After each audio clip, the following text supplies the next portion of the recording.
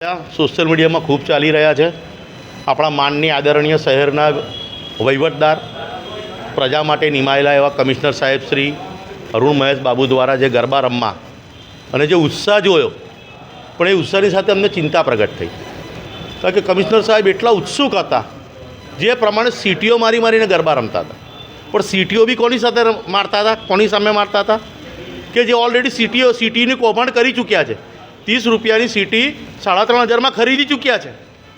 એ કૌભાંડકારીઓ સાથે જે ગરબા રમતા હતા ને, એટલે અમારી ભજન મંડળની બહેનો અને જે મારા માટે અમારી માતા સમાન, એમને ચિંતા પ્રગટ થઈ કે સાહેબ વડોદરાના વહીવટદાર છે, ચલો ગરબા રમો ઉત્સાહથી, સીટીઓ મારવાની તે બી જે સીટી કૌભાંડના જે શંકાના ઘેરામાં છે એમની સાથે સીટી મારીને ગરબા રમવાના, એટલે વડોદરાની અંદર ચિંતા પ્રગટ થઈ છે કે સાહેબ આ જ્યારે ચોર સાથે મોર નાચતો થાય તો એ મોર સેફ રહેતો નથી, આ એક કહેવત છે।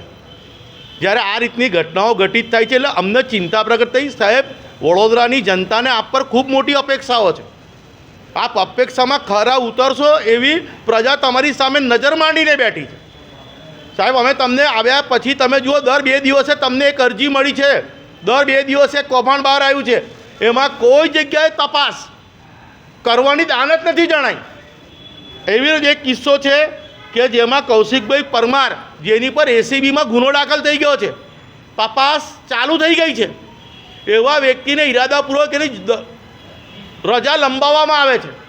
કેમ સાહેબ? આમાં સ્પષ્ટ જણાય છે ભૂવો નાળિયેર પોતાના ઘર બાજુ નાખતો હોય એ પ્રકારનું અમને જણાઈ રહ્યું છે। એટલે સાહેબ અમને શંકા ઉપજાવ્યું તમે ના કરો। તમે અહીં ગાડી એક મહાભારતમાં ગીતામાં જે રીતે કૃષ્ણએ ભૂમિકા નિભાવી હતી, એ ભૂમિકામાં પ્રજા તમને જોઈ રહી છે। તમે તો સીટીઓ મારીને ડાન્સ કરતા તો અમે કાનુડો જોતા હતા, અમે એમાં કાનુડો જોયો બધાએ। એ અમારા માટે ચિંતાનો વિષય હતો કે સાહેબ તમે એમની સાથે ગરબા રમશો તો તપાસ કોની સામે કરશો તમે? આજે 2021માં ઇન્દિરા આવાસ યોજનાનું કૌભાંડ થયું, એ મુખ્ય આરોપીઓ તો બિંદાસ અહીં ગાડી સ્થાયી સમિતિમાં આવીને બેસે છે। તમે નિર્દોષ કર્મચારીઓને શિકાર બનાવ્યા, તો સાહેબ તમે જે એંગલમાં તપાસ કરવી જોઈએ તો કરતા નથી। એવા ઘણા બધા કૌભાંડો છે, 200 તરાપા પડ્યા હોવા છતાં 30 તરાપા બોડી બામણીનું ખેતરો એમનું બાપના રૂપિયા વાપરવાના હોય એમ, અત્યારે ઓલરેડી કોર્પોરેશનમાં તિજોરીમાં પૈસા નથી, એમાં ઓર લાખોના ખર્ચા પોતાના બાપની પેઢીઓ એમ કરે છે। તો સાહેબ તમે આયા છતાં આવું થઈ રહ્યું છે, તો શું સાહેબ ભૂવો નાળિયેર પોતાના ઘર બાજુ નાખી રહ્યો છે? આ પ્રકારની ભાષા વડોદરા સમજી જાય તો અમે આ ચિંતા પ્રગટ માટે સાહેબને સૂચનપત્ર આપવા માટે આજે ચાલુ દિવસ છે, ગુરુવારનો દિવસ છે, તમે આખું સેવા સદન ફરી આવો, એક પણ અધિકારી એને સ્થળ પર નથી।